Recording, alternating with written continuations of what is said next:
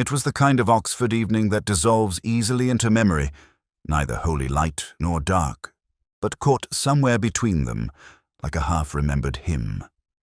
The bell at Trinity had begun its measured tolling when I first thought of him.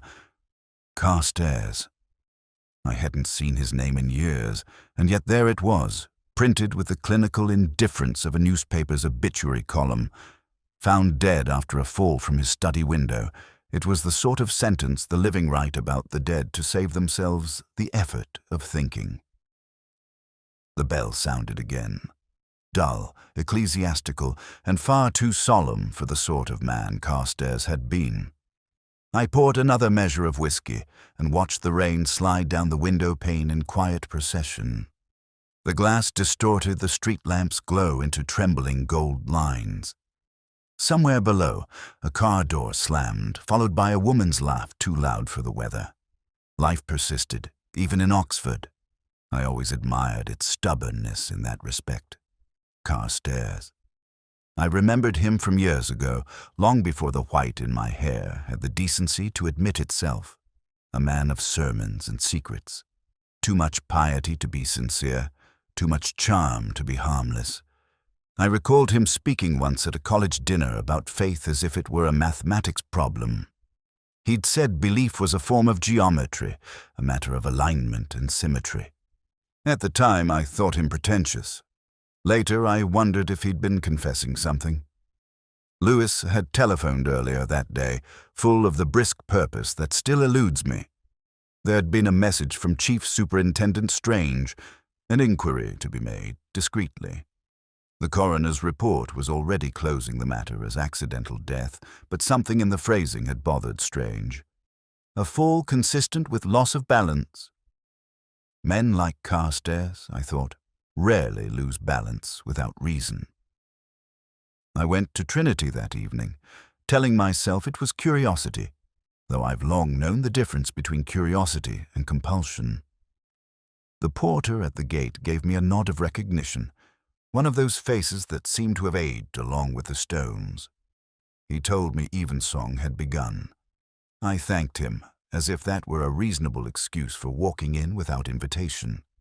Inside the chapel, the air smelled of polish and candle soot. A few students' voices lingered beneath the organ's tentative murmur. I sat near the back, watching light struggle through the tall windows. It had the melancholy hue of old brass.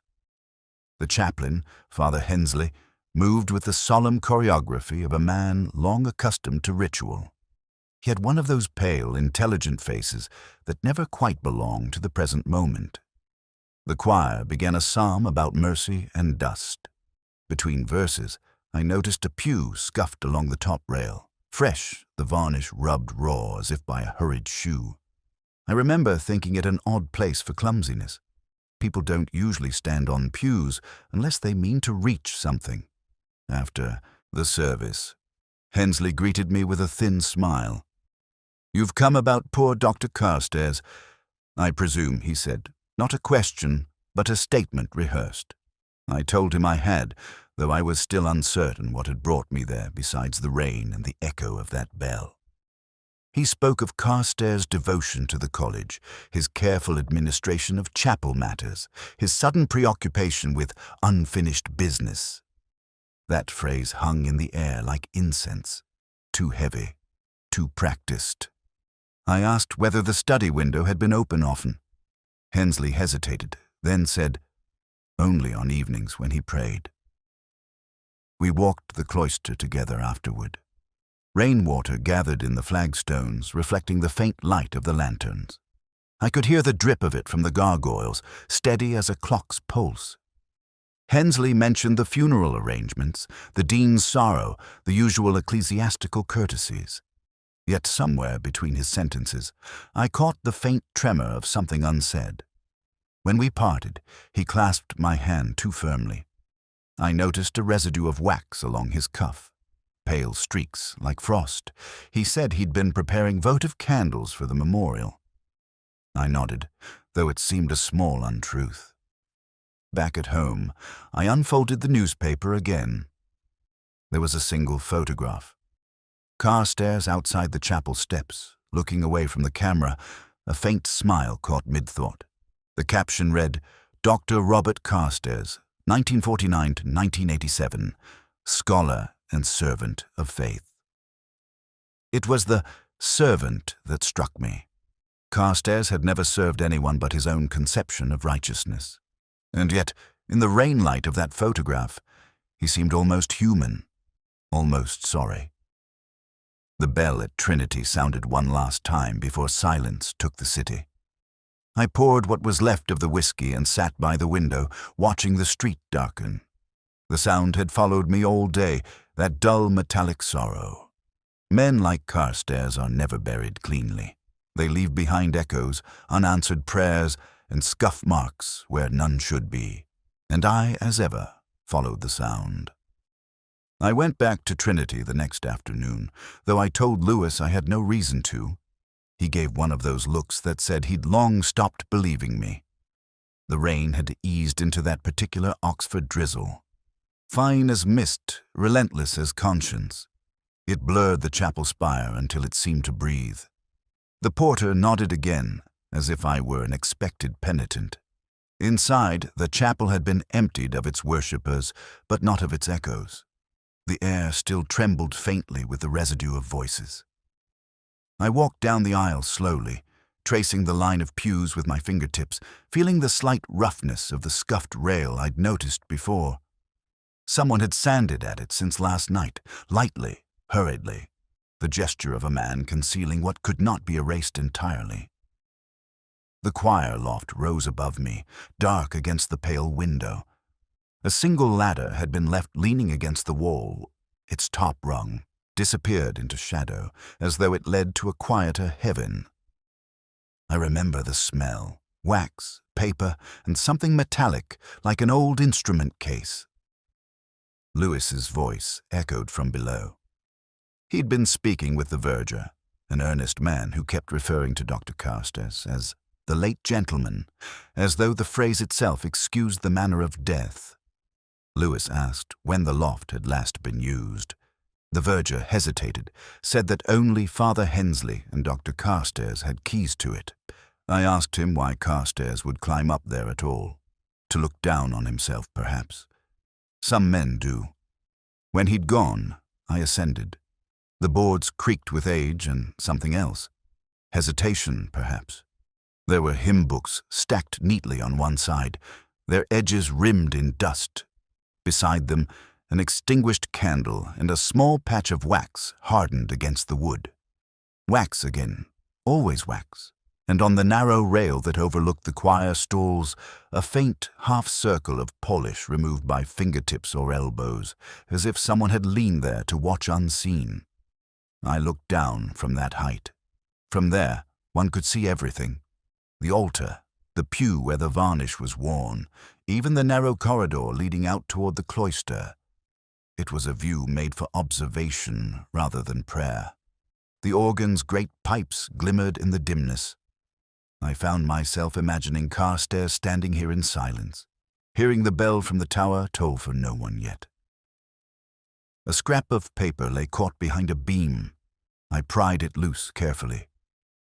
Part of a hymn sheet, the corner browned as though touched by a flame. Only one line legible. Mercy not given, but guessed. It struck me as something Carstairs might have chosen. Lewis reappeared below, looking up with mild concern. "You'll break your neck one of these days," he muttered. I told him that men who fall rarely choose the wrong window. He didn't laugh. He rarely does when I'm nearest to sense. We then went to Carstairs' rooms. They had been sealed, but Hensley, after a moment's resistance, found the key. The room was orderly, oppressively so, papers arranged, books aligned, curtains drawn. There was the faint scent of incense, too strong to be accidental. I noticed that the Bible on his desk was open not to a psalm, but to Corinthians, through a glass, darkly. A bookmark had been placed with care, the college's crest embossed in gold. I lifted it. Underneath, a ring-shaped stain, the sort made by a candle base. Hensley stood beside me, speaking of faith, of loss, of mystery. His words fell like old coins, reused, dulled by too many hands. I asked whether Carstairs had been troubled. He answered that all men of faith were troubled, as though that absolved the specifics. When he left, I remained. Outside, the rain had begun again, thin and steady. I watched it trace the glass of the window, the same window from which Carstairs had fallen. From here, the courtyard seemed harmless, the stones arranged with monastic neatness. A man would have to climb onto the sill or be helped there. And though the reports would call it a fall, I could not reconcile that word with this geometry of order. Lewis tapped at the door frame, impatient. He'd found nothing of consequence, he said, only a matchbox on the mantelpiece stamped with the name of a small tobacconist near the high. I told him to keep it. People rarely discard their habits before they die.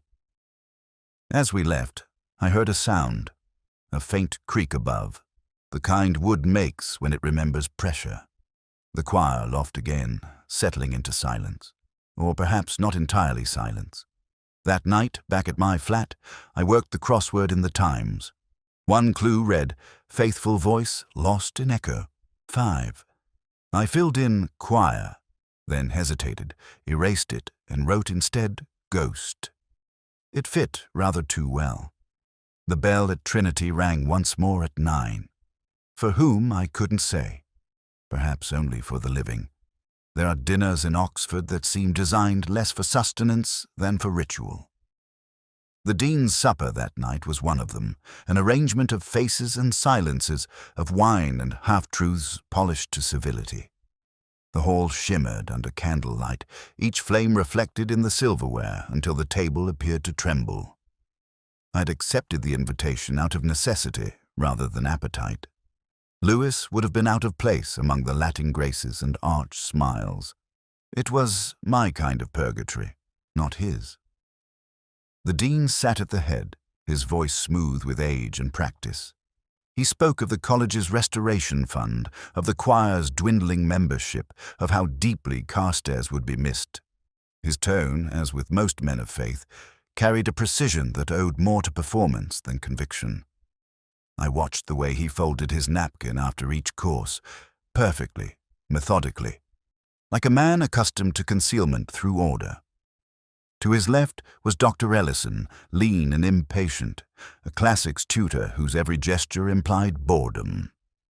Across from him, Professor Maybury, all nervous intellect and perspiration, spoke too quickly about his forthcoming book on ecclesiastical law. And further down, Miss Clara Vane, the bursar, kept her gaze lowered except when the conversation touched on finances. Then her eyes lifted, briefly, with the sharpness of someone counting what cannot be confessed. It was she who mentioned the missing chapter. Something in Carstairs' final manuscript had gone astray, she said, half apologetically. A section on moral paradox in 17th century theology. The Dean smiled and murmured that it would surely be found. But the moment of silence that followed was too long, too careful. I've always trusted silence more than speech. It tells you who fears what. Between the soup and the venison, Ellison asked whether I believed the fall had been deliberate. His voice held the faint amusement of a man testing the intelligence of another. I said that men who fall rarely look where they're going. He laughed, too loud for the candlelight, and raised his glass. The Dean's fingers tightened on the stem of his own. Miss Vane glanced toward the window, where rain pressed faintly against the glass like a restless thought. After coffee, the servants withdrew, and the wine softened what restraint remained. The talk wandered to college gossip, then to the restoration fund again.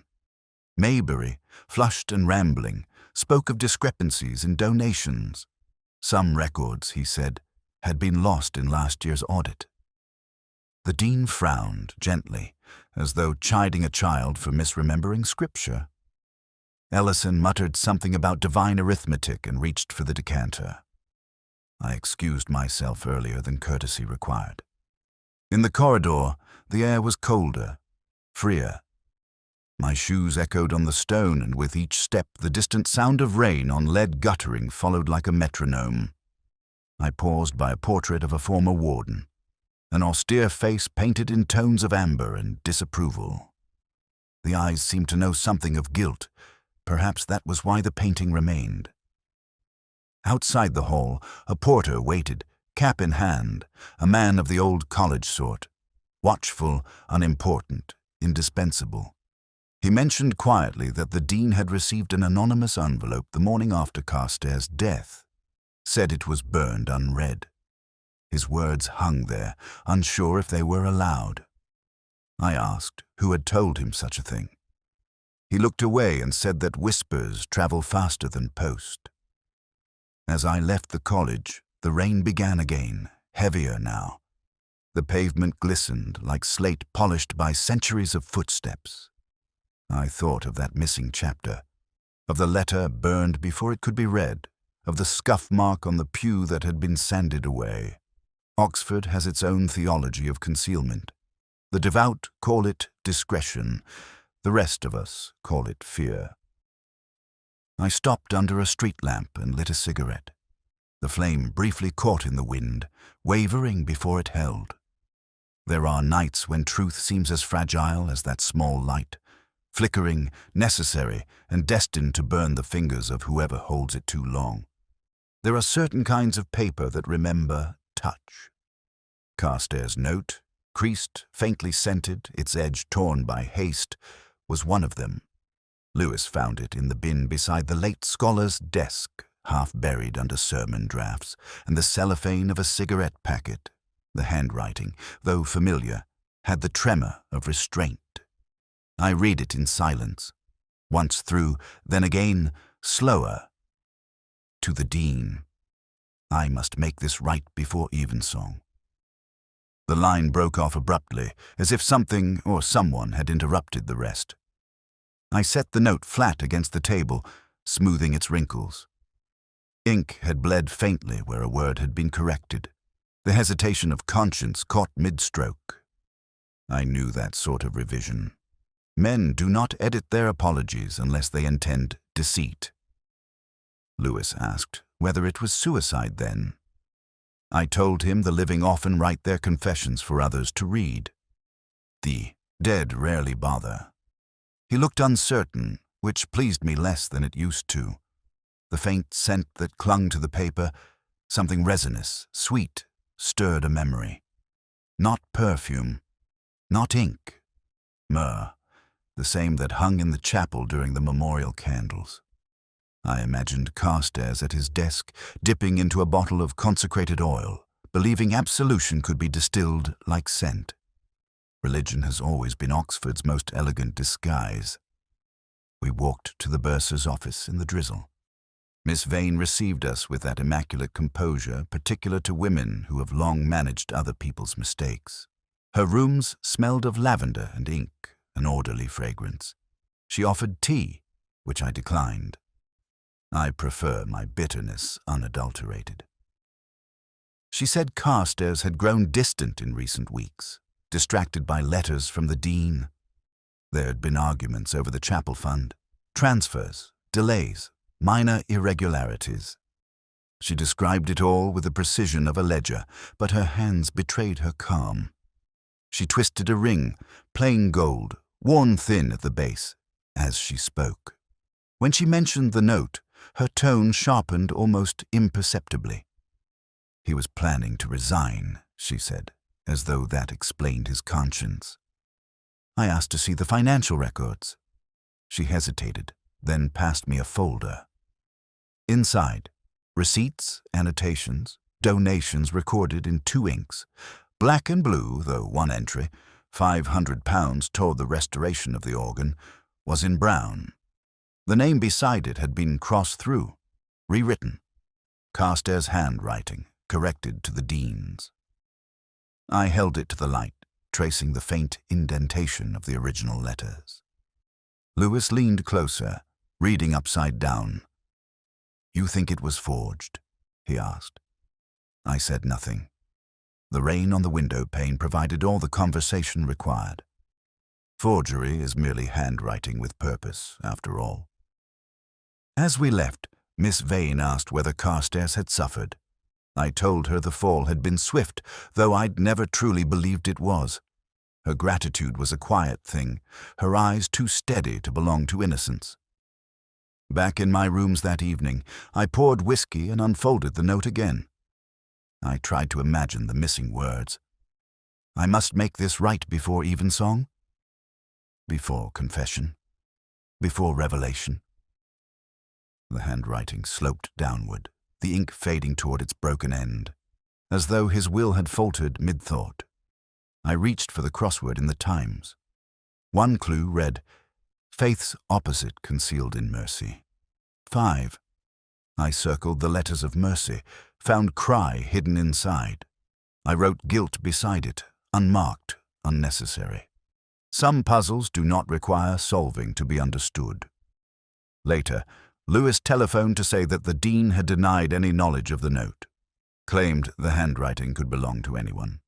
He had, of course, burned his copy of Carstairs' letters. A matter of privacy, he said.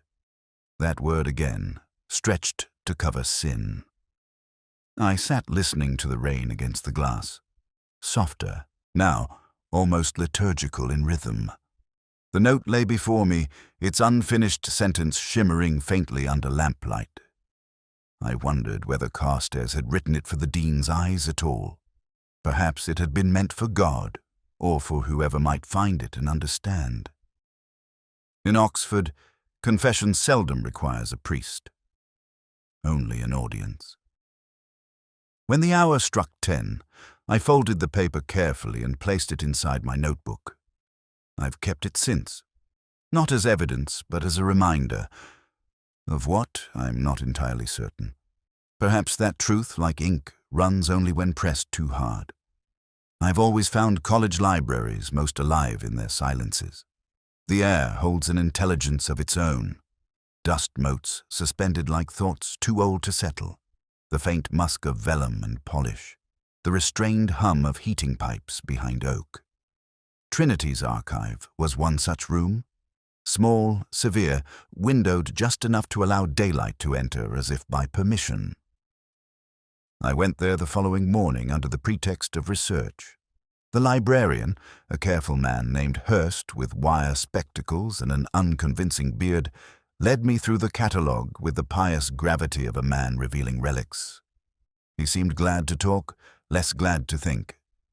Carstairs had been here, he said, nearly every afternoon in the fortnight before his death. Requested records from the 1970s, minutes of chapel committees, disciplinary notes, even photographs from a forgotten theology symposium. It was curious, he added, that a man so preoccupied with eternity should spend his last days rummaging through the college's recent past. He fetched the photograph almost reverently. It was larger than I'd expected, black and white, a little curled at the edges. A group of students and young tutors stood on the chapel steps, the light too harsh, the smiles uneven. I recognized Carstairs immediately. Slimmer, earnest, the self-importance of youth already visible in his posture. Beside him, Ellison, his expression uncertain, his hand almost but not quite resting on Carstairs' shoulder. Between them, a woman in a pale habit, her face turned slightly from the camera, though the shape of her mouth suggested laughter. Sister Miriam. I turned the photograph over. On the back, in looping script, someone had written, "For the night we nearly believed." It was dated 1973. The ink had faded to the color of diluted tea. Lewis, who had been loitering by the card index with an impatience the library clearly resented, leaned in to look. He said it didn't mean much, just students being sentimental. I told him Oxford sentiment was a dangerous thing. It had a way of turning into doctrine when no one was looking.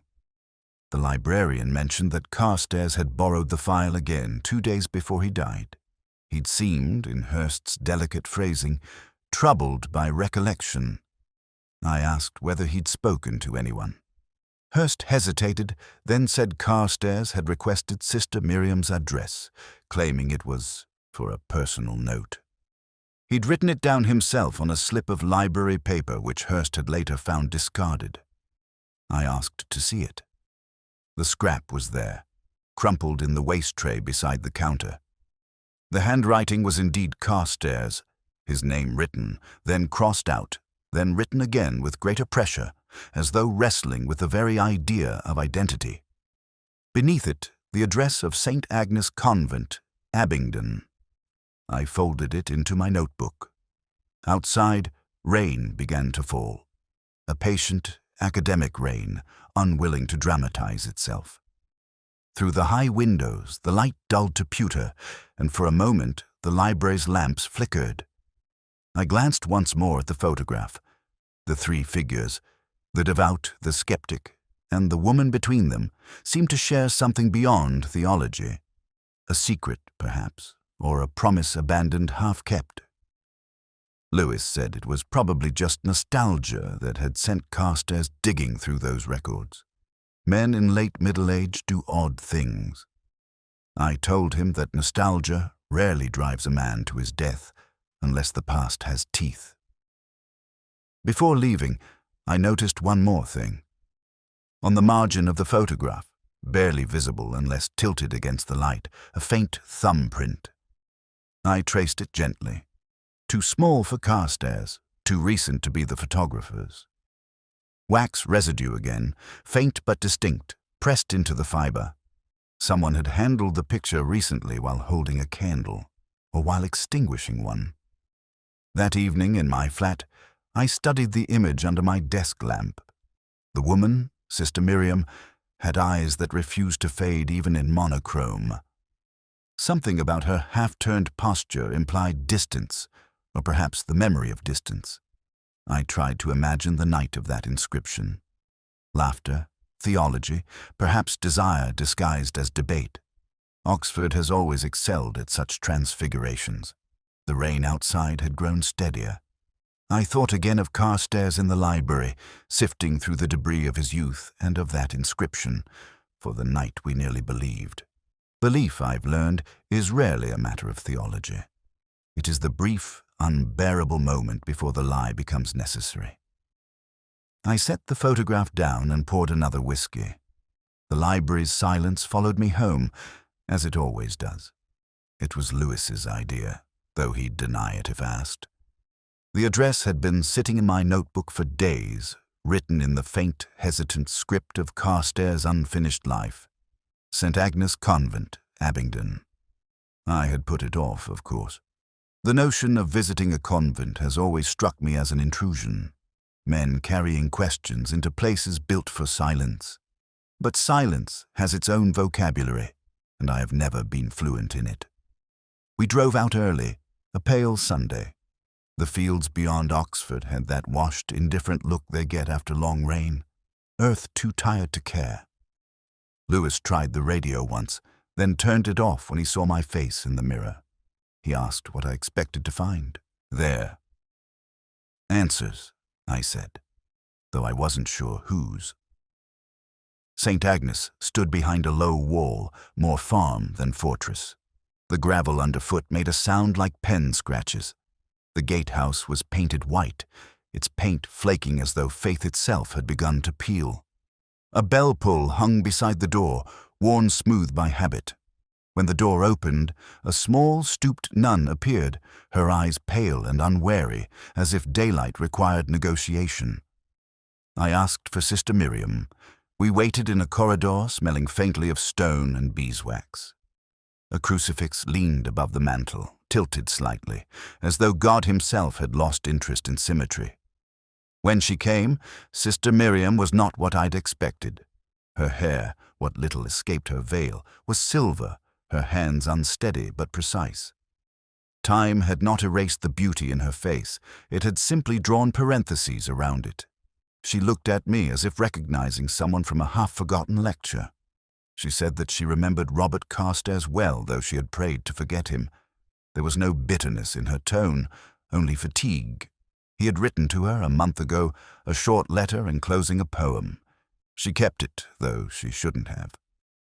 She disappeared into another room and returned with a folded sheet, the paper soft from being read too often. The poem was called Last Rites. The lines were devotional at first, then darker, as if faith had turned inward. The light bends, not on the altar but the man, who believes it bends for him. Down one margin, in the faintest pencil, were letters forming an acrostic, Ellison. Lewis looked to me, uncertain, but I felt that small thrill the intellect gives before remorse follows. Carstairs had been clever to the end. A confession disguised as devotion, a man naming his own destroyer and praying for him in the same breath. Sister Miriam watched me read. She said Carstairs had visited her once, years after he'd left the college, to ask forgiveness for something she could not absolve. They had been young, she explained, too curious about salvation, too certain they could define it. She smiled thinly. Oxford breeds its own heresies. Outside, in the garden, the bell for sext rang, a sound pure and indifferent. Lewis asked what I made of the poem. I told him it wasn't a poem at all. It was a map. He frowned, the way he does when meaning arrives too slowly. We walked the perimeter of the convent. The walls were laced with ivy, the gate padlocked from habit rather than need. A faint smell of damp linen drifted from the laundry shed. I noticed the marks on the gravel, fresh tire tracks, narrow, almost symmetrical. A delivery van, perhaps, or a visitor unwilling to stay. When we returned to the car, the clouds had gathered again. Lewis said it was strange that Carstairs had written a confession no one was meant to read. I told him that all confessions were like that.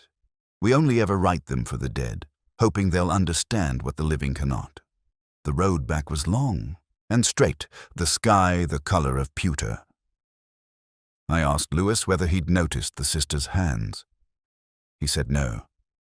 I told him she wore no ring, but her left hand bore the faint indentation of one long removed, a detail perhaps meaningless. Yet Oxford's tragedies rarely start with meaning. They acquire it afterward. At the city's edge, the first raindrop struck the windscreen like whispered punctuation. I thought of Carstairs standing in that same chapel, of Ellison's name hidden in the poem, of the photograph where Sister Miriam looked away just before the shutter closed. There was always someone looking away in these stories. That night, I copied the poem into my notebook before sleep. The letters gleamed faintly under the lamplight, forming that quiet accusation again. Ellison. The rain on the window began to sound like a choir keeping time. Somewhere in the city, a church bell started to ring, unhurried and low. I counted the chimes until I lost track. It was Lewis who told me first, his voice on the telephone thinner than usual, as though even distance required restraint. Ellison was dead. Found in his rooms that morning, an overdose, barbiturates, whiskey, and what the coroner would later call deliberate arrangement. Death, Oxford style. I went to Trinity as the city's bells struck 10. The courtyard had that peculiar hush, particular to academic grief, a decency that conceals relief. The windows of Ellison's staircase were shuttered, but a faint smell of disinfectant and port still clung to the stone. Death, I found, lingers in odor longer than memory. Lewis was waiting in the room. He'd drawn the curtains, though the light seeped in like a reprimand. Ellison lay on the bed, face turned to the wall, the stillness almost polite. On the desk beside him, a half-burned page curling in its saucer, the ashes collapsing inward like thought. I leaned closer. The paper was from Carstairs' manuscript, recognizable from the typeface and the heavy indentation of his old Underwood. Only half a paragraph remained, a passage on truth as an act of mercy. The irony might have pleased him.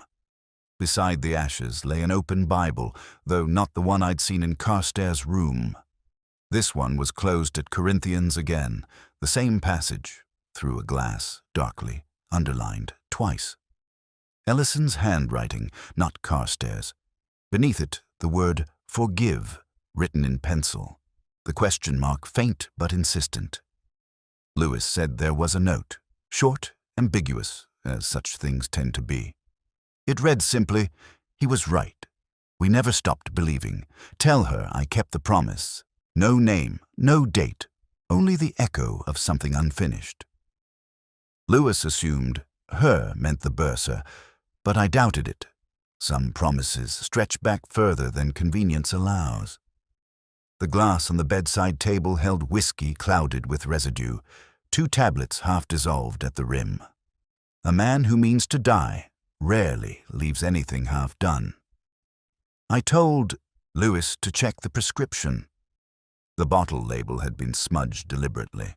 Wrong handwriting, too neat. I'd seen it before. Once on the entry in the bursar's ledger, the same angular E, the same forced symmetry. Ellison's hand, imitating someone else's, Carstairs perhaps, or the Dean's. Forgery again. Repentance through imitation. I walked to the window. From there I could see the chapel roof glistening under a morning drizzle. A single bell tolled. Late, uncertain. A porter crossing the quad looked up, hat in hand, as though expecting explanation from the sky. Lewis broke the quiet. He asked whether I believed it was suicide. I told him belief was a luxury. All I needed was proportion. Ellison had been a man of intellect, not despair. If he'd wanted death, it would have been arranged more elegantly. This was performance. The clue, as always, was trivial. A crossword folded under the bedside lamp, untouched except for one clue circled in red pencil. Faithless scholar loses grace. 7. The answer space filled with neat capitals. Apostle. But the final letter, E, was missing. Deliberately omitted, as though to say that even devotion can't quite spell itself out. I felt something twist faintly inside me, a quiet acknowledgement of the kind of mind that leaves messages no one deserves to read. When I left the room, the air in the corridor had cooled. The porter at the bottom of the stairs nodded gravely. They always do, as if complicity were a duty. He asked whether Dr. Ellison had suffered. I said the opposite. He had believed too long that suffering was proof of faith. Death must have come as a relief.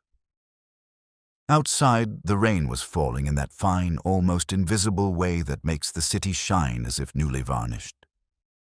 Lewis followed beside me, muttering something about the cruelty of coincidence. I told him coincidence is Oxford's preferred theology. It lets men believe in order without requiring virtue. As we crossed the quad, I looked back once more at Ellison's window. The curtain stirred slightly, though the pane was closed. A trick of draughts, perhaps, or imagination. Mine has always been too obedient. That night, back at my flat, I laid the crossword beside the earlier poem. Ellison. The same name concealed and now confessed. A man revealed twice, first in another's verse, then in his own death. I poured whiskey, tasted the faint bitterness of ink on my thumb. Faith, I thought, is never lost all at once. It erodes, letter by letter, until only the question mark remains. It was the sort of morning Oxford invents for ceremony, rain reluctant to fall, the air pale and unsettled, bells rehearsing their sorrow. Trinity's chapel glowed with the kind of light that flatters guilt, and I remember thinking that faith, like art, depends largely on its lighting. Ellison had been dead 3 days, and already the college had folded his name neatly into its prayers. Death tidies what life leaves, untidy. I attended the service out of professional necessity and a private curiosity I refused to name.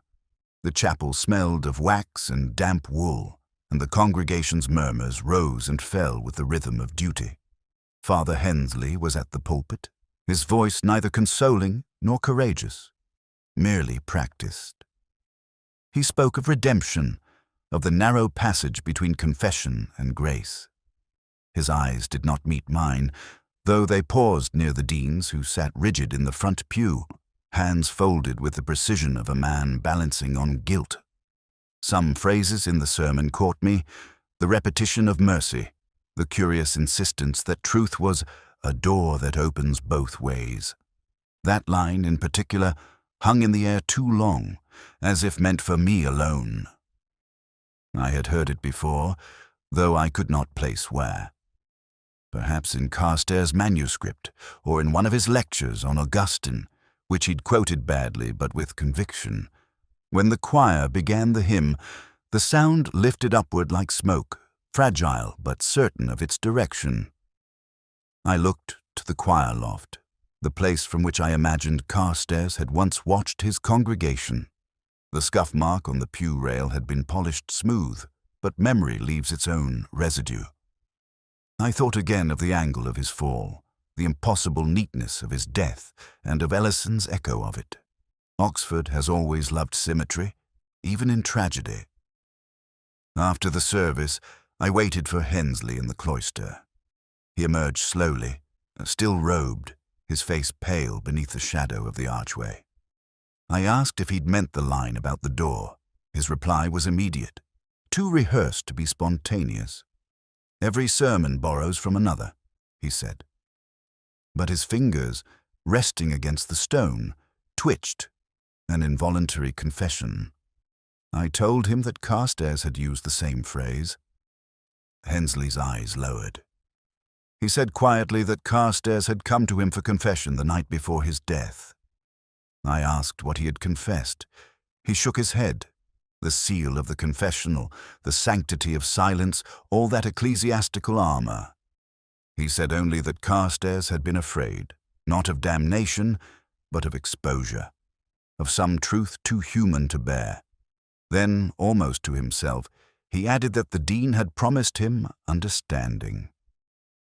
I noticed the hesitation before the word promised. Promises, in Oxford, are a delicate currency. They are made to be owed. We walked toward the vestry together. I asked whether he believed Ellison had also sought confession.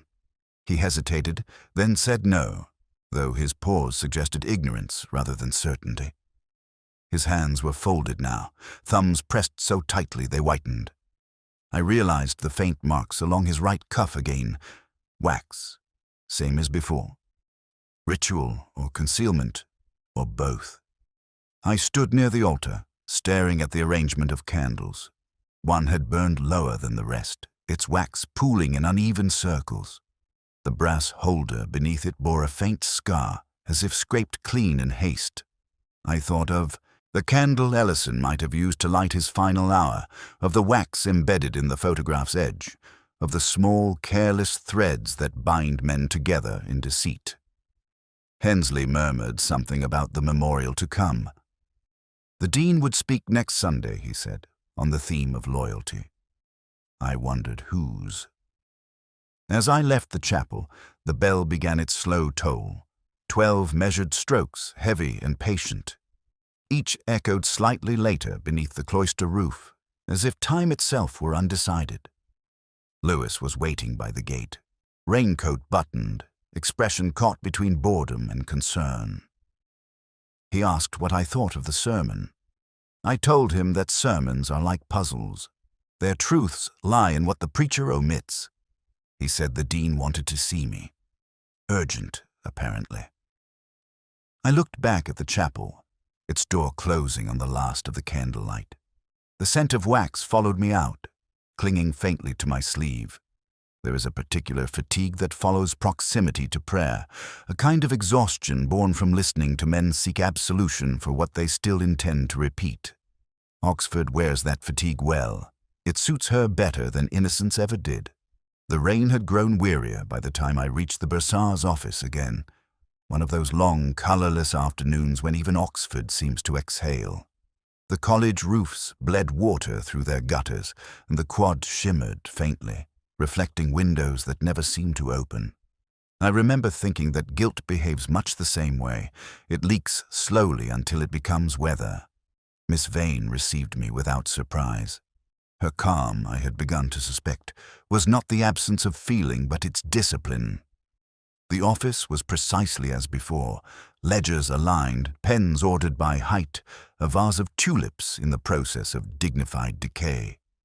She gestured toward the chair opposite her desk, as though this were a continuation rather than an interrogation. She said she had expected I might return, though she did not say why. Her voice was softer than the last time, and the faint tremor beneath it made her seem younger. I told her that Dr. Ellison was dead. The sentence hung between us like an opened letter neither of us wished to claim.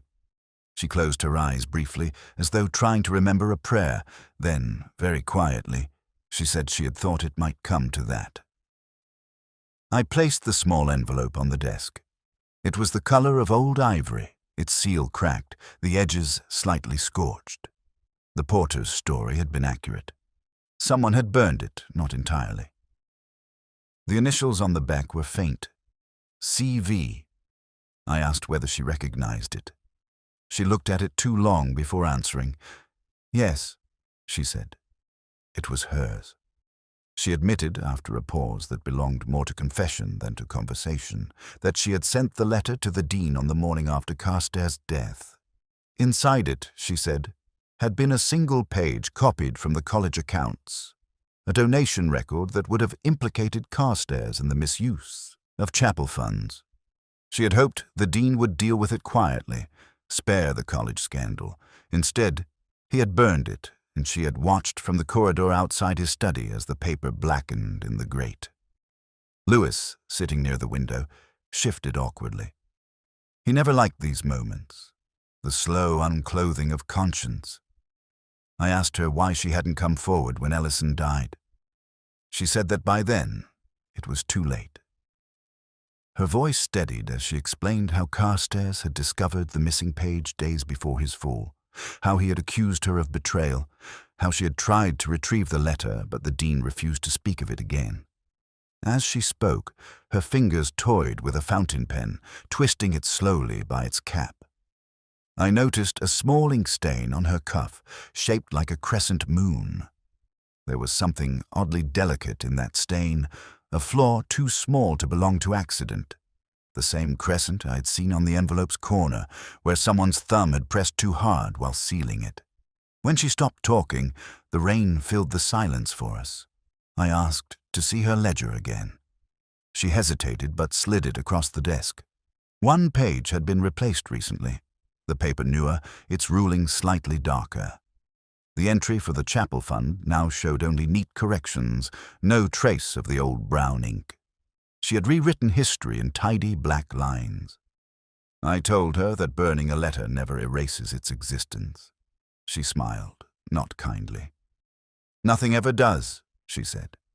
The dean made certain of that. We left her then. Lewis said she seemed genuine. I told him sincerity was Oxford's most persuasive disguise. On the way out, I stopped in the corridor outside the dean's study. The door was ajar. The air inside still carried a faint sweetness, wax and smoke. On the mantelpiece, a single envelope rested beneath a paperweight, the college crest pressed in red wax, unbroken. The handwriting was the dean's, addressed to no one. I did not open it. Not yet. That night I sat in my flat with the unsealed letter before me, the edges frayed like thought. I read and reread the words Miss Vane had written, the careful hand of a woman both complicit and afraid. For the honor of the college, it began. Honor, that last refuge of the guilty. Outside, the city's bells marked the hour with weary precision. I thought of Carstairs, of Ellison, of the dean's steady hands closing around a match. Letters, I've learned, are rarely written to the living. They are sent to those who already know the truth. Even now, I can recall the sound of that final rain, the kind that falls with too much meaning. It came in threads through the quadrangle, gathering quietly in the gutters, whispering against the chapel's stained glass like fingers tracing memory. The dean had asked to see me. I went because, by then, the pattern had already formed, and I only needed to see its final shape. His study was warm, too warm, the air heavy with the sweetness of wax polish and brandy. Candles burned, though it was midday. The curtains were half drawn, a gesture of mourning, though the daylight still pressed faintly through, pale as regret. The dean stood by the fireplace, his hands clasped behind his back, staring into flame rather than light. When he turned, his composure was almost ecclesiastical. One might have mistaken him for a man of peace. He said he was grateful I had come, that it was time we brought closure. I dislike that word. Closure suggests neatness, and nothing about this business had ever been neat. He poured 2 glasses of brandy and handed me one. The gesture was too deliberate. He didn't intend comfort. He intended symmetry. I asked about Carstairs. He smiled faintly, the kind of smile one offers when complimented on a deception well executed. Carstairs, he said, had been a difficult man, brilliant, unstable, obsessed with truth to the point of cruelty. He had threatened to expose the college, the chapel fund, the decades-old heresy hidden under the gentle Latin of Trinity's archives. The dean had only wanted to protect his institution, he claimed. That word again. Protection. As though virtue could be smuggled through the back door of sin. He confessed with a scholar's precision, never once losing elegance. Carstairs had come to him after confession, trembling between remorse and vindication. The dean had offered prayer, a glass of wine, a chance to see reason, but Carstairs had been beyond reason. He wanted light, not mercy. The dean poured another drink that night, he said. They argued by candlelight. Carstairs moved toward the window. The dean, meaning to calm him, had reached for his arm. That was the story, at least. The fall, an accident narrated by a man whose diction remained too steady to trust. I asked if the wax on his sleeve had come from that same evening. He looked at me then. Really looked. For the first time, the calm faltered. He said he had tried to light a candle after the fall, as one does for the dead. I asked whether he'd lit it before or after he'd opened the window. He didn't answer. The silence that followed felt long enough for the room to age. Somewhere outside, a clock struck 3. Its chime dull through the rain. I told him about the poem, Last Rites, and the name hidden in it. About Ellison's death, the missing letter, the forged handwriting. His eyes did not move, but his jaw tightened. He said, almost gently, that truth was too heavy a cross for men of faith to carry unaided. I realized then what had happened. Not in the tidy logic of cause and effect, but in the weary clarity that comes after too many lies. Carstairs had wanted to confess the past. Ellison had wanted to preserve it. The dean had wanted both silence and salvation. And somewhere between their prayers and arguments, one had been pushed, the other broken, and a third left to polish the altar of consequence. He offered me another drink. I refused. He said there would be a sermon on Sunday, dedicated to forgiveness. I asked whether it would include himself. He smiled, almost sadly. We must all choose our confessions, he said, and some are better left unfinished. When I stepped outside, the rain had lightened to mist. Lewis was waiting near the cloister, hat in hand. He asked what the dean had said. I told him it was the same sermon we had heard all along. He looked puzzled, but didn't press. We walked through the quadrangle together, our footsteps echoing against the stone. The chapel door stood ajar. Inside, the candles trembled faintly in their holders, the scent of wax still thick in the air. I paused there a moment, listening. The silence seemed to hum with something not yet spent, an unfinished note, a prayer that refused conclusion. Lewis asked whether we were closing the case. I said we'd done all we could. The truth, such as it was, would remain within those walls. He nodded, though I could tell he disliked the ambiguity. Policemen prefer endings. I never have. That night I wrote my report beneath the dim light of my study lamp. The ink bled slightly where my hand hesitated. I left the last line blank. There are cases that end without conclusion, crimes that resist their own confession. Oxford, in her infinite learning, has always understood that. She teaches ambiguity more faithfully than theology ever could. When I finally turned off the lamp, the rain had stopped. The city lay washed and silent. Somewhere, a bell began to toll for evensong, each chime distinct and deliberate, as though counting the distance between faith and forgiveness. I listened until the sound thinned into memory. Even now, when I think of Carstairs, I think of that single phrase from the sermon, the door that opens both ways. Some doors, I've learned, never close at all.